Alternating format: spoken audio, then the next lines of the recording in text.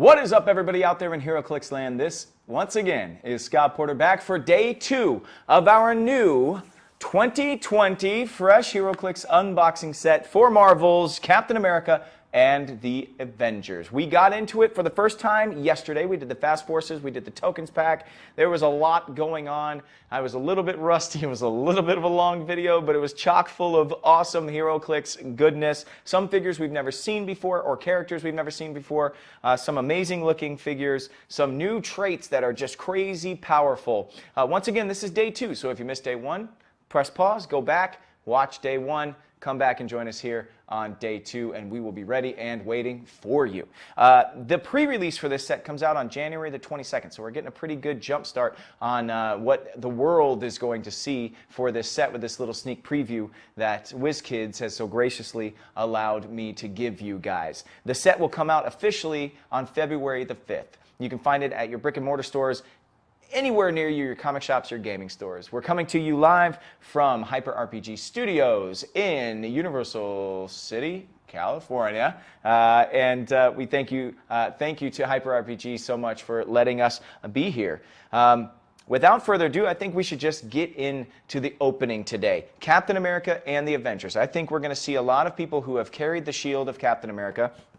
I know we're going to see some Avengers, but yesterday we discovered we're going to see a lot of Thunderbolts and Masters of Evil as well. I was hoping young Avengers would be showing up. We saw Isaiah Bradley. I hope that Josiah X will show up in this set. I wouldn't mind getting another Patriot from the young Avengers, another Isaiah. It's Isaiah, Josiah. I'm blanking on the name. It'll come to me in a little bit. Elijah, thank you. Elijah, Patriot. I would love to see Elijah as well in this set, and maybe get a couple of more young Avengers, because why not? I love those characters very, very much. All right, without further ado, let's start cracking these packs open. Yesterday we saw a trait called Living Legend. It was crazy because these iconic Marvel characters, you KO them once, they should be off the board, and yet they get to come back on. You put them on their last click, you roll a regen roll, and they get half of that health back. So it's just crazy how some of these characters are going to stick around. They're going to really stick around on the board. So, you know, we'll see if we get more Living Legends in this set. And without further ado, today's figures are Maria Hill, come on down. Peggy Carter, who we got yesterday, so we don't have to go through that. Oh, wait a minute. We've got an Industrial Spy. Ooh, that's an interesting generic there. We have 2 more figures out of this booster, and they are, yep, one of the key Thunderbolts, Moonstone. Just a crazy, crazy story over time for her, for Carla. And then we've got, oh, Skein. Look at that. I think that might be the first time we're seeing her in HeroClix form. So we've got 4 brand new figures out of this booster here. Maria Hill is going with a shield sub-theme that we have going on. We've got a lot of sub-themes in this particular set. More than I thought we might. I'm always so interested in what the sub-themes are going to be, because I find we get some of the most interesting characters out of those sub-themes. But I guess I should have seen S.H.I.E.L.D. coming. But Masters, Thunderbolts, S.H.I.E.L.D., we've got a lot going on. All right, we'll take a look at the generic first, the Industrial Spy. Set number 11 comes in at 30 points. Is a wild card, of course. He's got a nice little tuxedo there. Take a look at his card. We've got AIM, Hammer Industries, Hydra, and Spy, so he can play nice with almost all of the bad guys that we're dealing with Captain America or Iron Man. We've got Espionage, which is a trait that we've seen on a lot of characters over the last 2 days. Stealth, you have ignoring hindering terrain for movement and ignoring hindering terrain for targeting, so you've got some improved movement and improved targeting.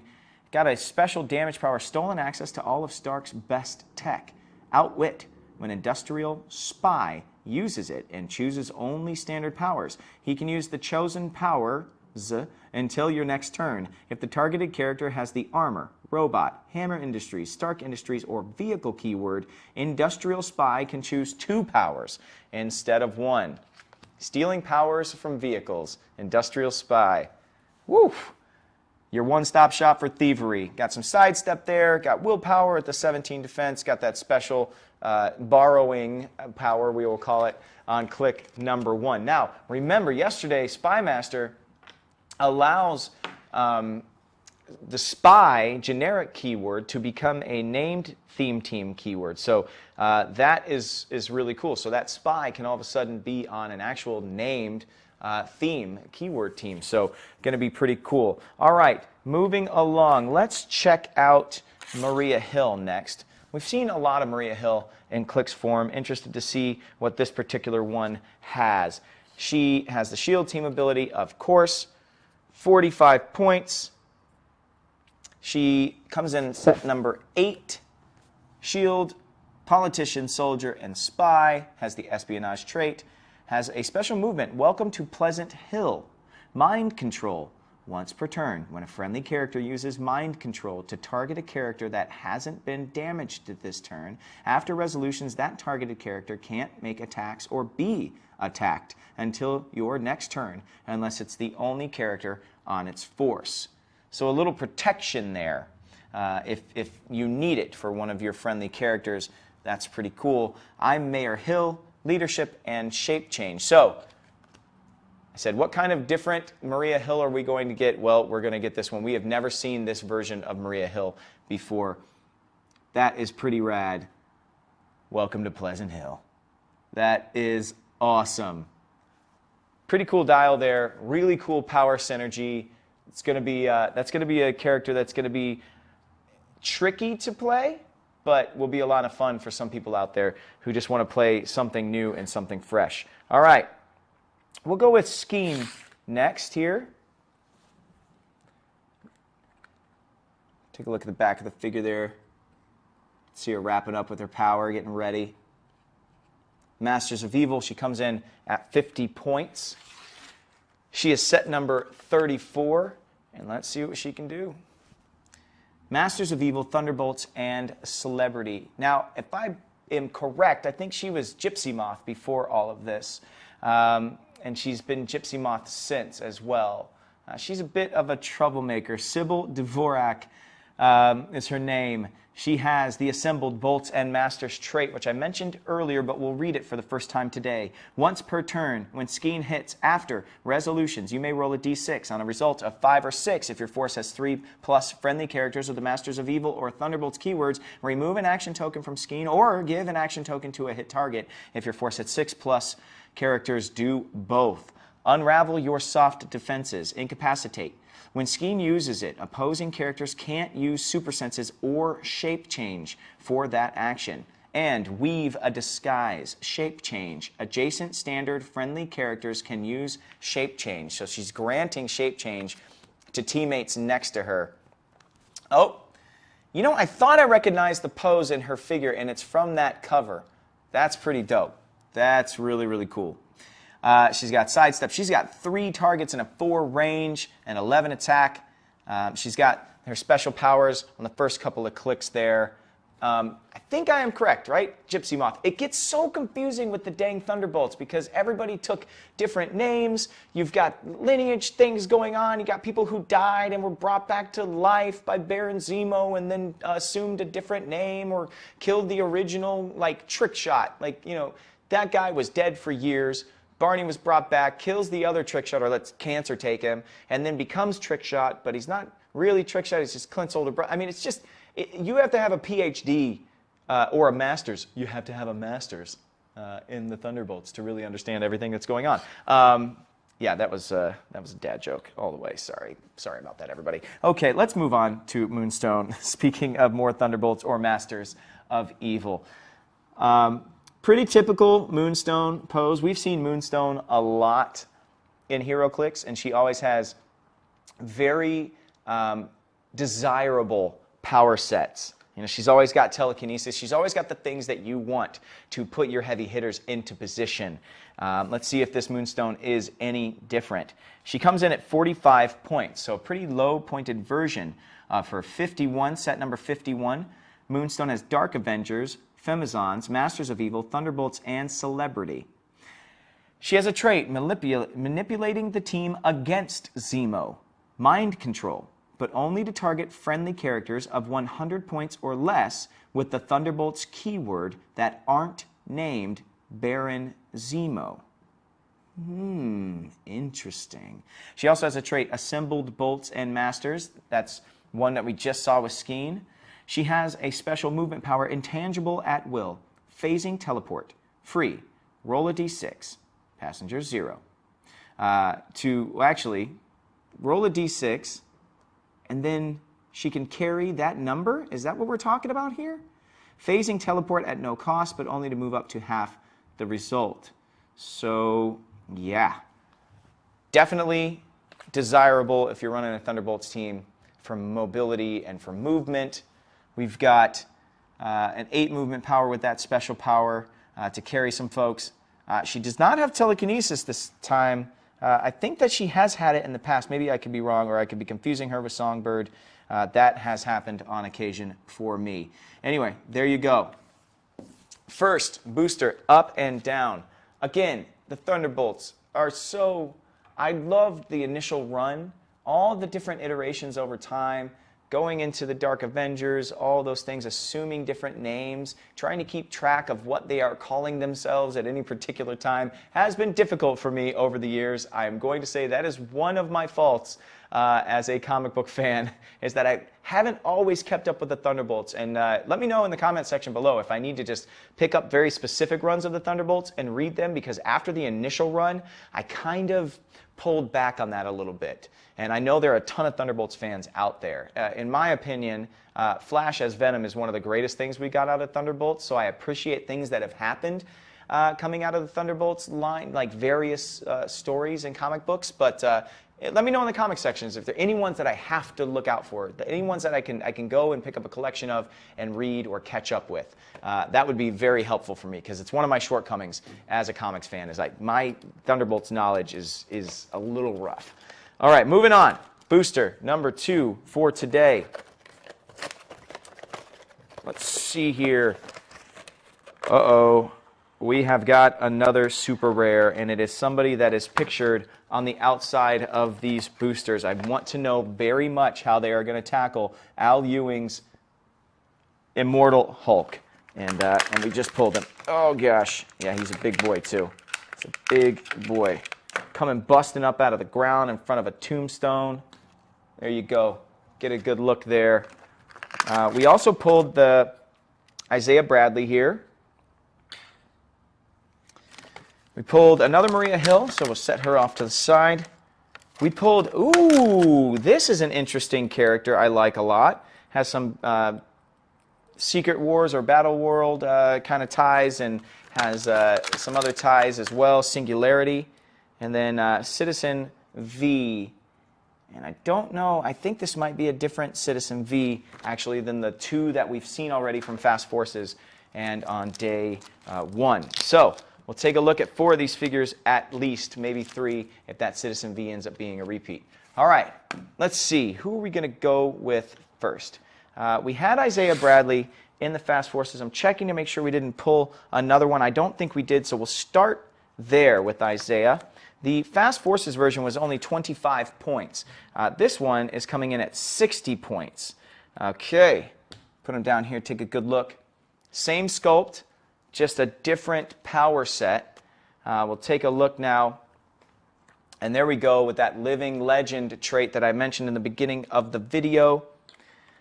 The first time each game Isaiah Bradley would be KO'd, instead, turn him to his last non-KO click, roll a d6, heal him equal to half the result, protected against Pulse Wave.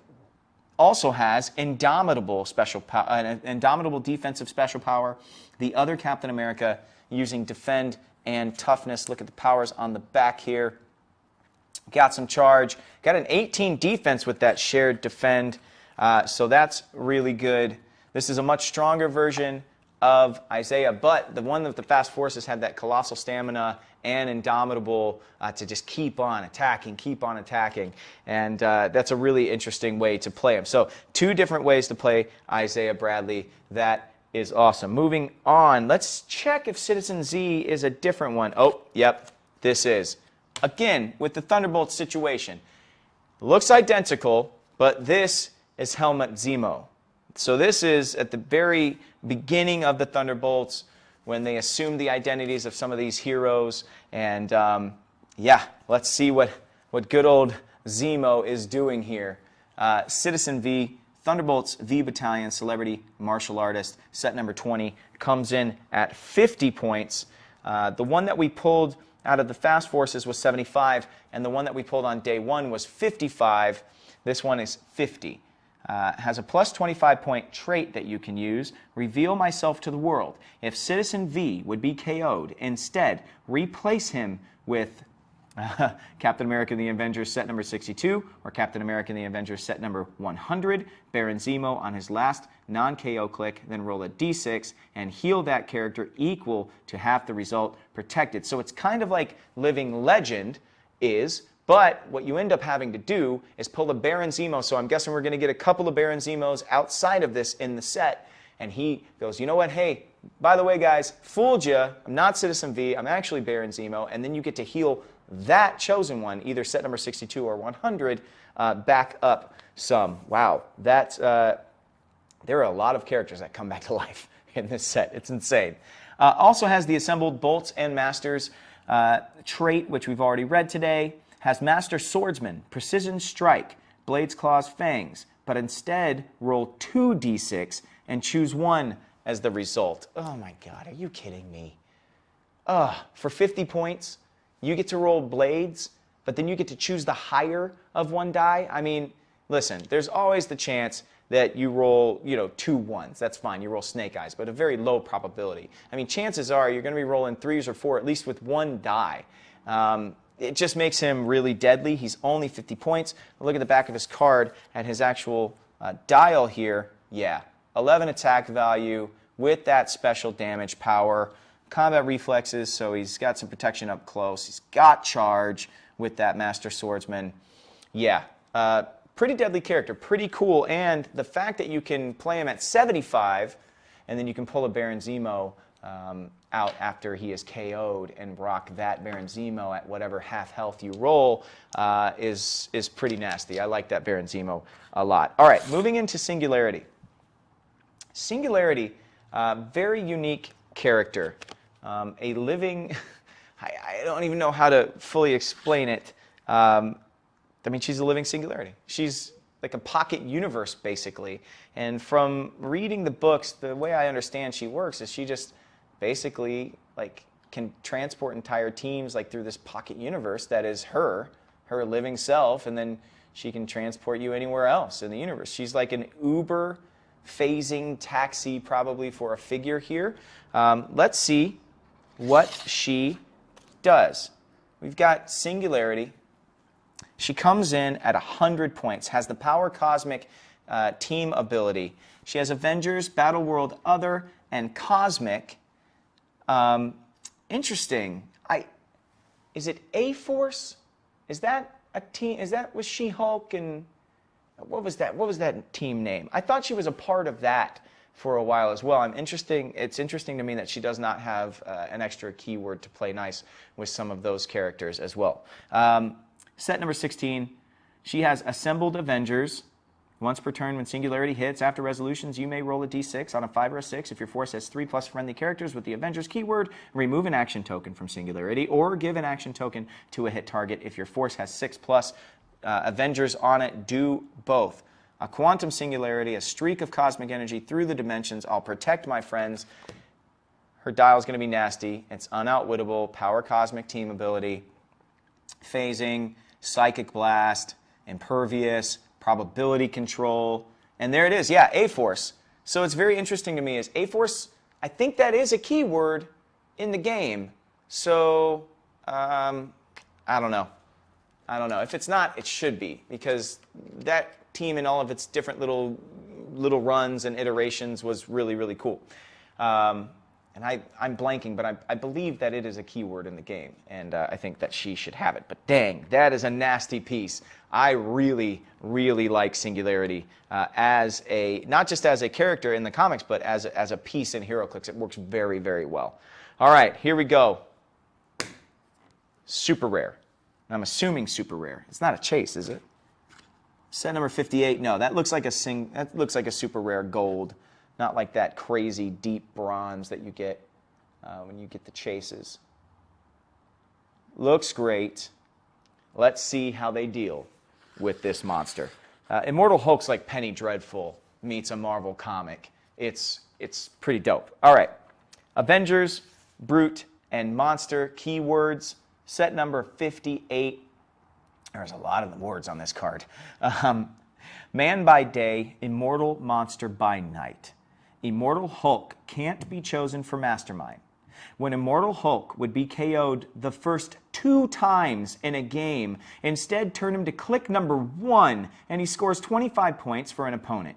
When Immortal Hulk would be KO'd for the 3rd and final time in a game, he scores 50 points instead of 100 for an opponent. Protected against Pulse Wave. Okay, so this is what it is. You play him at 100 points. The cost to play him is 100 points. Your opponent has to kill him 3 times to get all 100 points. That's messed up. You get 25 points for the first KO, 25 points for the second KO. He goes back to click number 1 on both of them, and then the 3rd time, you only get 50 points. After all that effort, I can't wait to see how many clicks this guy has, but that's insane. Powered by Sadistic Vengeance. When a friendly character within line of fire is damaged by an opposing attack, put a Vengeance token on this card. Free. Remove 2 Vengeance tokens to use Charge at no cost. Great. Awesome. Yeah, just make him even worse to deal with. A special damage power called I Now Realize I've Always Been Smarter Than Bruce. Outwit. Immortal Hulk has protected against Outwit. Has a special defense power, I'll rise again to crush your bones. Stop. Invincible. Okay. So he's got stop clicks. You have to kill him 3 times. He's got stop clicks. Let's see how long his dial is. 5 clicks. 5 clicks long. Not so bad. It's not too bad, actually. You've got that Bruce Banner click for the daytime right up front, you know, with the outwit and everything. And then, you know, nighttime comes, the Immortal Hulk comes out. Still, 3 stop clicks? So, a minimum of 4 attacks to get Immortal Hulk off the board. A minimum of 4 to get Immortal Hulk off the board. Just once for 25 points. Is that even worth it? Then 4 more attacks to get him off the board the second time. Then 4 more attacks to get him off the board the 3rd time. A minimum of 12 attacks to get him off the board just to get 100 points. This figure is going to be so annoying. If people play him against me, I'm just going to give the biggest sigh at the beginning of the game that I possibly could. That is a wicked piece. Wow. That is a super rare worth chasing, in my opinion. Immortal Hulk is going to be nasty. There we go. That is the end of day 2 of our Marvel HeroClix Captain America and the Avengers unboxing series. Thank you so much for watching. I am so excited about this set. I love the sub-themes, the Thunderbolts. I'm going to learn a lot. And that's the great thing about HeroClix is that now I'm going to be forced to go and do some research and see what the Thunderbolts really are all about, because that's how I want to play. I want to play with themes, and I want to know who these characters are, and that's the great synergy between HeroClix and comic books, and why it works so well for me as a fan of both tabletop games and comics, is that it feeds each other. I'm more interested in tabletop games now because I'm a fan of HeroClix, and I discover new characters that I love so much all the time because of the figures that WizKids chooses to make based on characters from the comic books. I hope you guys feel the exact same way. Are you happy with the set so far? Let me know in the comments below. I am super stoked actually to see what days 3, 4, and 5 bring us. We've got a couple super rares. We've got my boy Spider-Man from the Insomniac game. We've got Immortal Hulk. Things are looking up. This set is really pretty cool. I wasn't sure what we were going to get. I thought having Captain America at the front might really give us a narrow character base, but they've opened this thing wide open. The pre-release starts on January the 22nd. The set actually comes out on February 5th. Go to your local comic shop, your local gaming store, figure out when their particular tournaments are going to be, support those stores. And once again, I'm coming to you from Hyper RPG Studios in California. Check them out on Twitch, check them out on YouTube. They have some awesome shows, a ton of tabletop, video game, role-playing game stuff, really awesome content worth checking out. And they also have some archived HeroClix shows called Indomitable that are worth watching, starring yours truly, where we did some really cool, fun, role-playing-esque storylines with HeroClix itself. Once again, I am Scott Porter, and I will see you guys back here tomorrow for day 3. And until then, may all your rolls be critical hits. Let's see. No, it's a 4. Peace.